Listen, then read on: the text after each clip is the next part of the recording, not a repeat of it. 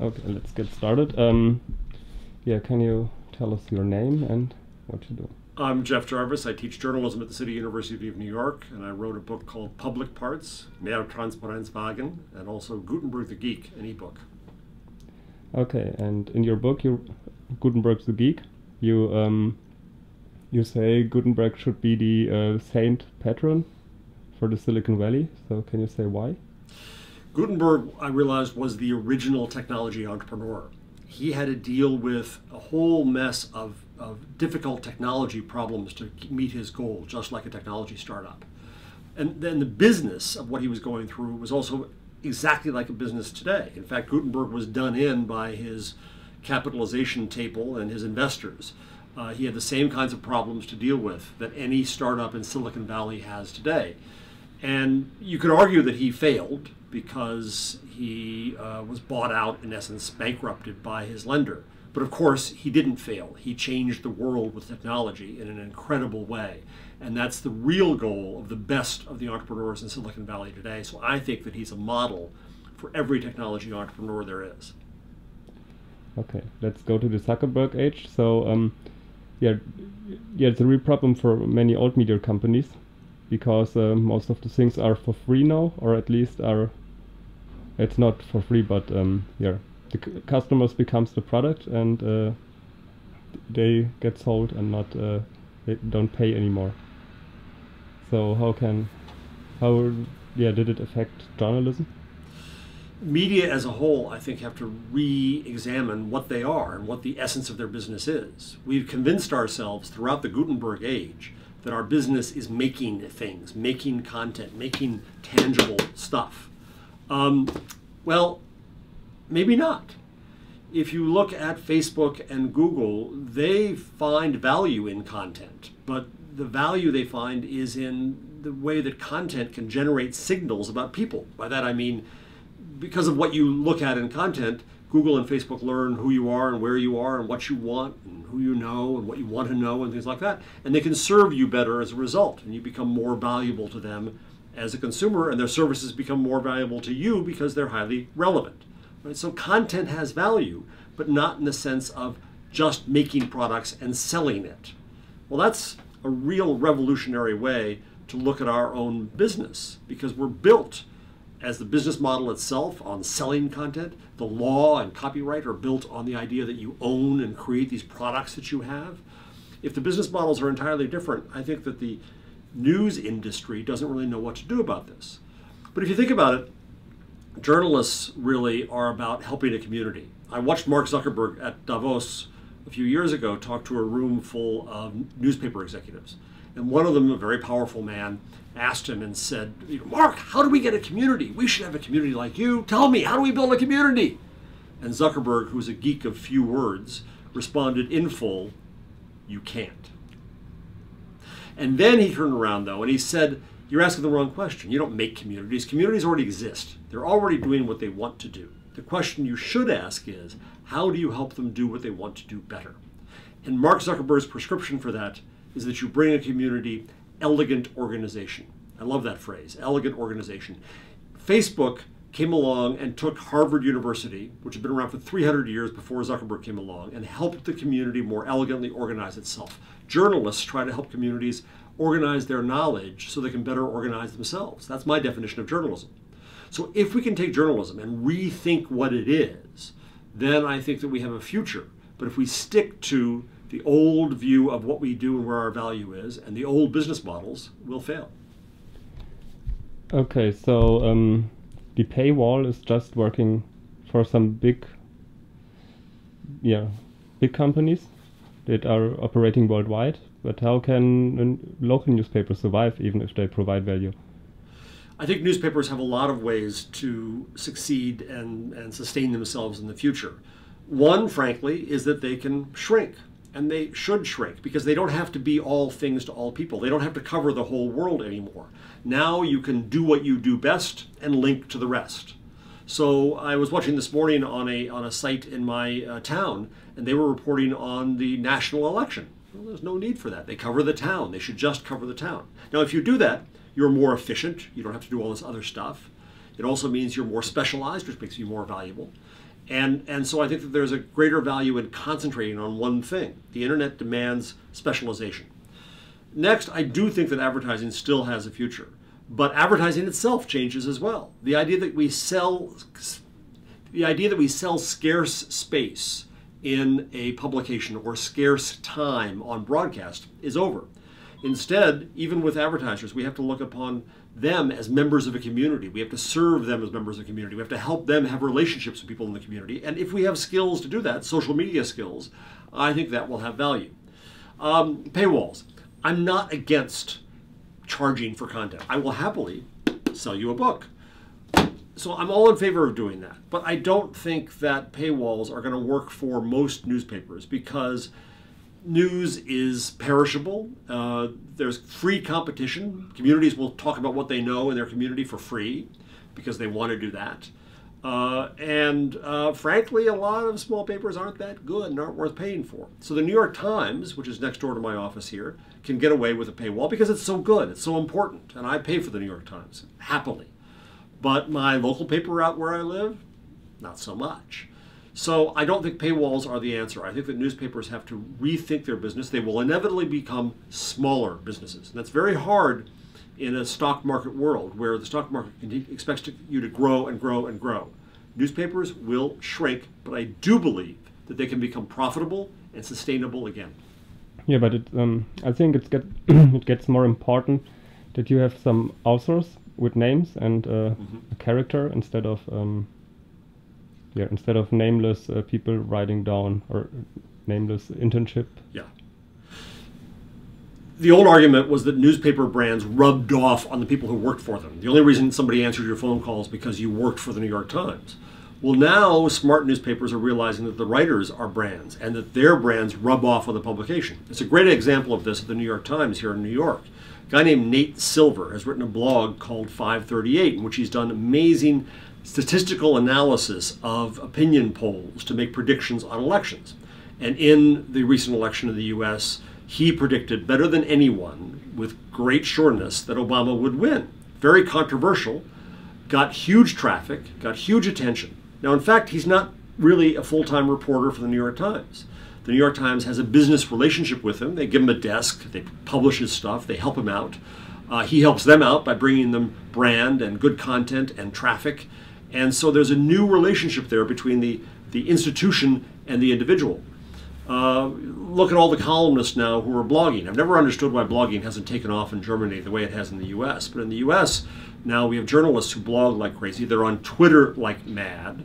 And they realize that they need to extend their brands. That sounds like a very business way to put it, their brand. But it's really about their reputation. And it's about their connections with the community. And the more connections they have as a journalist, the more they learn from that community and the more valuable they are. And that's the virtuous circle of social media that journalism is just beginning to learn. Okay, so you need people who are into their fields. What about amateurs who are already into the field and can write? So is there a way for journalists to be curators of these amateurs? I think that so-called citizen journalists, I've rejected that title because a journalist came up to me once and said, but I'm a citizen too. So fine, we're all citizens and anyone can do an act of journalism. Now I teach at a journalism school, so clearly I believe there is a need and room for a class of professional journalists who do things specially. But we teach here that one of the greatest skills you have to have is to collaborate with a community, to help a community share its own knowledge among themselves. And then you can work with people in new ways. So some people want to be journalists, some don't want to be journalists, but everybody knows something. And the internet enables them to share that. A quick example. In the Arab Spring, people were using Twitter and Facebook. It wasn't a Twitter revolution, let me be clear, it was a revolution of brave people, brave citizens. But they used these tools to find each other, to organize, to share knowledge. And there was a flow of information that was going past that didn't need media and mediators. It happened on its own.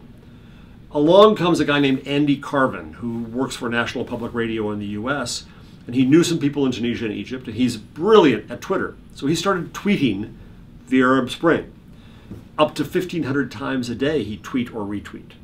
Now, Andy, who has a book coming out from this journalism school's press at the end of the year called Distant Witness, until then never really wrote a story. what he did was he added journalistic value to the flow of information that was going on without journalists. He went and found out who was really there and confirmed that. He created nodes and networks of people who were reliable. He verified facts. He debunked rumors. He crowdsourced by getting people to help him translate videos or verify a location in a video. He added context and explanation. That's all journalistic value added to a flow that was already occurring without the journalist. And I think that's really important. There are some academics at the University of Southern Denmark who write about the Gutenberg parenthesis. And Tom Pettit talks about this very eloquently, but I'll try to explain it for a second. They argue that before Gutenberg, before the press and print, knowledge was passed around person to person. It changed along the way. There was very little sense of ownership or authorship. It was about a process. Then along came Gutenberg, and knowledge suddenly became set down in print permanently, spread widely. It was a linear process. Stories had beginnings and ends. Books were contained. There was a very high sense of ownership and authorship. And as Marshall McLuhan talks about, the sentence, a line, became the way we looked at the world. Everything became kind of linear and straight line. And now these academics argue that we're on the other side of the Gutenberg parenthesis. And now we're returning to a time when, if you look at the internet, knowledge is passed around person to person. It changes along the way. There's very little sense of ownership or authorship. That's why we're having huge fights about copyright these days. And so what it says is that the Gutenberg era, which was absolutely vital, has parentheses around it. It has borders in time. Now, of course, we'll still keep print. We'll still keep the influence of print. But it's important, I think, to look at Gutenberg as a model for today and to realize that we're very, very early into this change.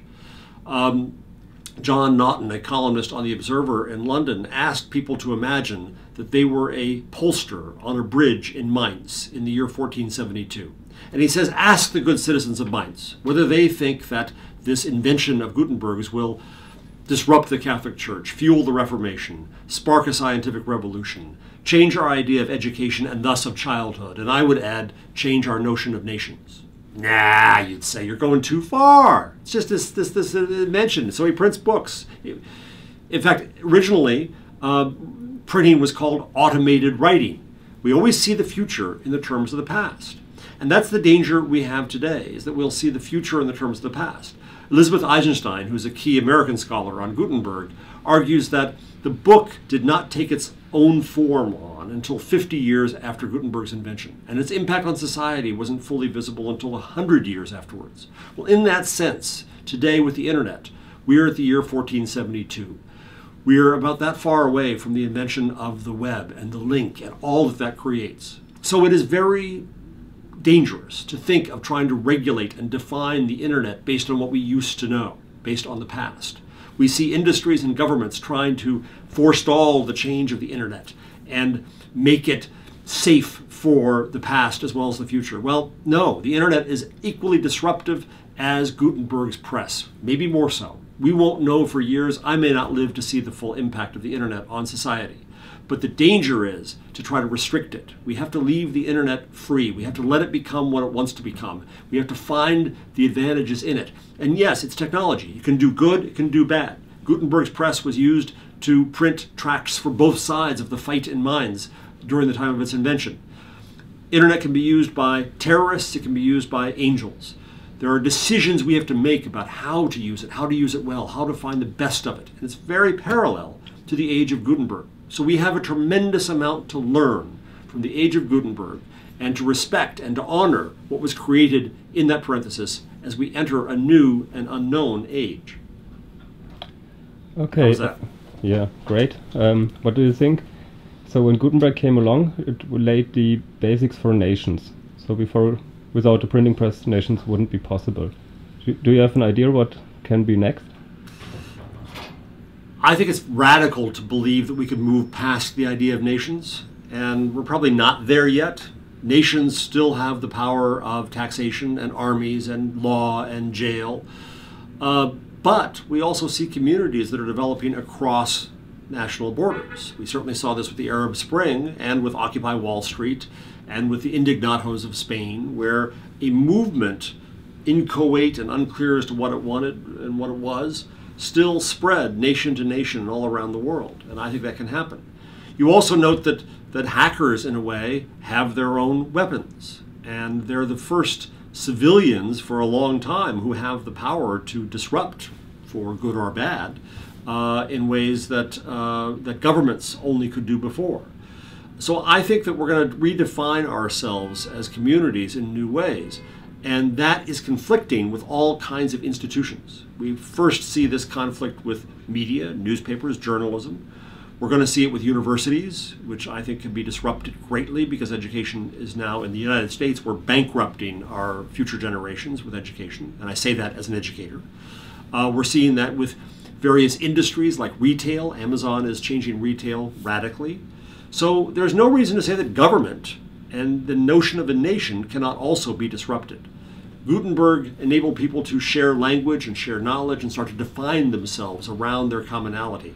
Well, now we can find commonalities that go far beyond our borders. And the internet enables us to come together, to gather. Clay Shirky talks about people coming together without the need for organizations. And I think that's what's going to happen. So I think that in the long run, very long run, like a century, we could see our idea of the nation state changing as radically as Gutenberg changed it. Yeah, whenever trouble happens in New York, you step right inside it. What's your experience with the use of social media when Hurricane Sandy came along? Well, when Hurricane Sandy came along, I live in New Jersey, which is way west of here, and we were hit in New Jersey very hard at the shoreline. I was not hit nearly as hard, but we lost power, we lost connectivity of all kinds. And so actually I found for the first time that social media at first was not as useful as I thought it was going to be because I needed to have working communications. And it does teach us how dependent we are on technology, how dependent we are on the links that we now have, and the knowledge and information. But I do think that since then we've found that, for example, we've had a gasoline shortage, petrol shortage in New Jersey. And so people started a hashtag on Twitter, NJGas. And through that, they're sharing where there's gas, and they're being very generous about it. Probably after they got in line, they're sure they're going to get gas. They then tell everyone else in the state, hey, there's gas here right now. And that's an example of how people can find each other. We also see in New York City, people have gotten together to try to volunteer and to bring goods. The mayor of Newark, New Jersey, a large, rather poor city, Cory Booker, is amazing on Twitter in that citizens come to him and give him specific needs and problems. My next door neighbor is old, she has no heat, help, and the mayor will connect people that way. He's using social media as a new way to connect with the citizens. I wish the mayor of my little town would do just as well as that. So social media absolutely is valuable, but it depends on being connected all the time. When we built the old telephone system, the POTS, plain old telephone system service, it was built to withstand some measure of disasters. As long as the wire wasn't cut, you could be pretty assured you would get a dial tone. Well, that's no longer true. Now my cell phone service went out, my internet went out, and I think we have to ask ourselves whether we have to have a more robust infrastructure so we can stay connected, so the value of social media can help us through these crises. Okay. Yeah, but I also saw that these infos about the gas stations were not only Twitter, they were included in maps. Mm-hmm. So location-based information is interesting for journalism, for example, because I didn't saw so much location-based information, but every story has a location on the other end. Yeah, I think that one of the important things, the reason that Google is in Android, is in the phone business, is not because they want to sell phones, and not just because they want advertising, but because this is an incredible device for telling Google where you are, and then Google can serve you better, right? So when you're on your phone, whether it's Google or iOS, and you search for pizza, Google knows it's a phone, it knows where you are, it's not going to give you the history of pizza, it's going to say, here's where the nearest pizza is. And that's good, that's valuable. And so I think geography comes to matter a lot more. The irony of that is, in the one sense, geography doesn't matter at all. We can have friends around the world, it doesn't matter where you are. But now you also want to bring the value of this connected knowledge world to physical places. What do you know about this pizza parlor? Is the pizza good? Do my friends like it? Do they have a good deal? That kind of knowledge about where I am right now matters. I think the word mobile is a temporary word. It really means local, and local means around me, and it means relevance, and that's where we're headed. Okay, you're teaching entrepreneurial journalism. So what are the skills a journalist has to know nowadays? I started a magazine years ago called Entertainment Weekly magazine, and I was just an editor. I had an idea, I wanted to start it, and it was a business disaster at first. It did succeed and survive, and it's still around today. But I realized at the time that as a journalist, I had no business knowledge. I had no ability to protect my product and my staff and to help make it succeed. So I vowed that wouldn't happen again. I think journalists must understand the business of journalism, especially now. And the fact that we were told not to pay attention to business, I think, is part of the reason that journalism is in such trouble, because we became very poor stewards, poor protectors of journalism. So we have a new journalism school here, only 6 years old, at the City University of New York, and I wanted to teach students the business of journalism so that they could protect journalism from the business side and make smart, strategic decisions to assure a future for journalism. And as a way to teach that, I wanted to teach them how to start a journalistic enterprise, a business, how to be entrepreneurs within journalism. And I thought that was just going to be a device for how to teach, but instead we have students who really are trying to start their own businesses, create their own jobs, and it's very, very exciting. It's very difficult, it's very risky. They have to learn all kinds of new skills, but they're very allied, really, with the skills of journalism, because it starts with finding a community that needs to be served and serving that community well. That's what journalists do. So they have to come up with an elevator pitch, a quick, clear description of what their business is so that anyone can understand it, whether that's an investor or an employee or a partner or an advertiser. They have to do market research, which is reporting, to find out what people really want and not just to assume that they should make what the journalist wants to make. They have to look at a competitive analysis and see what else is out there and how they do it better. They have to do a revenue plan, and that's where it gets very difficult for a journalist to think about that, because they tend to say, oh, I'll just beg for money from charities or government. No, that's not sustainable. That will not keep them going forever. They have to do a marketing and distribution plan. How will people discover this thing? Why would they spread it around on social media? They need to do an operations plan about costs, and it makes them very aware of what it costs to do journalism, and it can be very expensive. And then they have to do a launch plan. How are they going to launch this thing? When I started Entertainment Weekly, I had to come out with a whole magazine. Today, I could just start a movie section, and then a few months later add a TV section. And then finally, they have to realize what kind of investment they need. Put that all together, and they don't become MBAs, business people. They don't really do spreadsheets, but they become more aware of the dynamics of the news industry and why it's in the fix it's in right now and where the opportunities are. The main skill that I want them to learn is that when they see a problem, find the opportunity in it. We as journalists tend to look for problems and then just think we tell the world about problems and our job is done. No, in any problem, there's a need to be served. There's an opportunity to be found. When the internet came along, people said, oh my God, there's too much stuff, overload. Well, what happened? People came along and they created really nice aggregators and curators of news. They created new interfaces like Flipboard to go through news very easily across many sources. Google Reader came along and things like that. So technologists look for a problem and then try to find a solution. Journalists look for a problem and tend to just complain about it. So the greatest skill of an entrepreneurial journalist is to find opportunity in all this change and disruption. Okay. There's another question about the algorithmic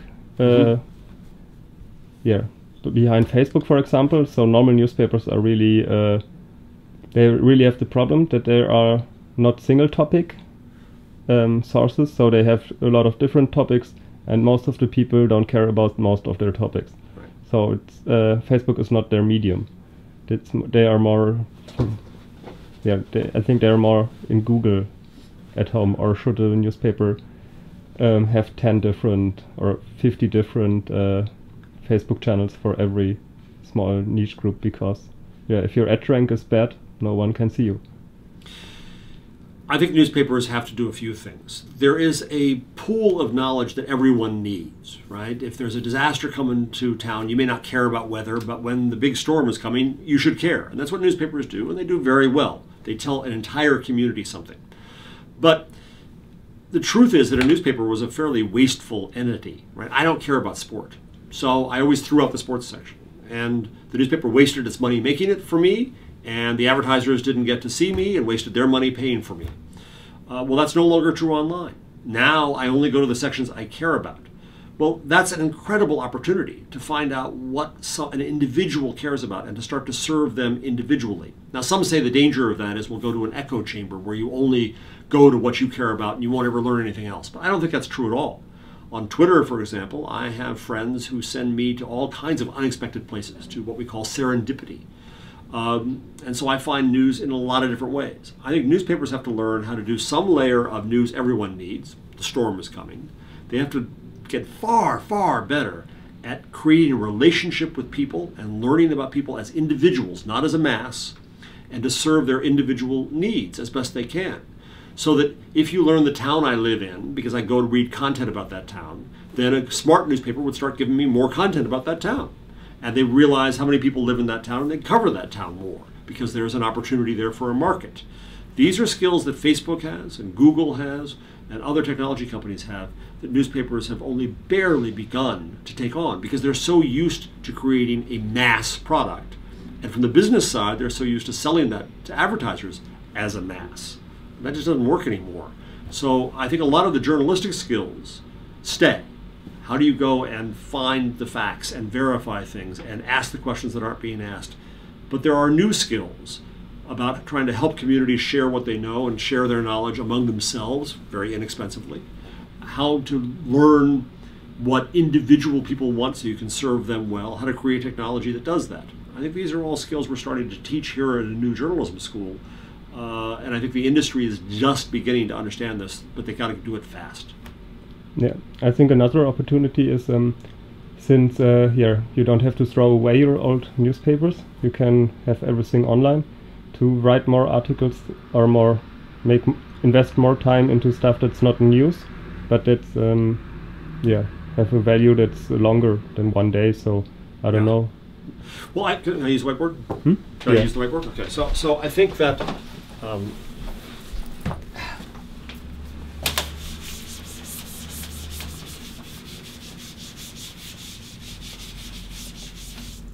So in journalism, we talk about the inverted pyramid that we had to do. And the reason for that was that you had to put the most important stuff at top. So here's what's new. And then you'd have what we call in English the nut paragraph, the paragraph that explains what this story is about. And you have background, and you have quotes, and you have people and timelines and so on and so forth. And the reason it would go down in importance is because when it came time to make the newspaper and fit the news into a column, you had to have the ability to simply just cut it from the bottom. And that meant in the old days taking out lines of lead, not unlike Gutenberg, when we had still hot type. So you take that out. So it ends down here, and if the story ends here, the person is still informed. That is the time-honored form of journalism that we teach in journalism schools. Well, now I go into class and I ask students, what should the background paragraph be? The background paragraph, they say, should be a link. Well, a link to what? A link to, let's say, Wikipedia. Because Wikipedia has a constantly updated archive and asset of background information on topics. What's new? Maybe that's a Twitter feed.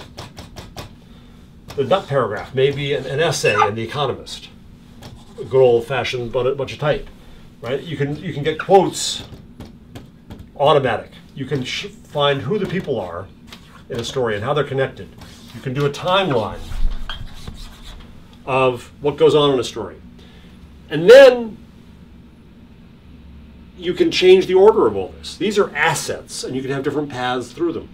So if you are an expert in a story, you know what's happening, you know the story really well, maybe all you want to do is be alerted there's something new and you come right to what's new.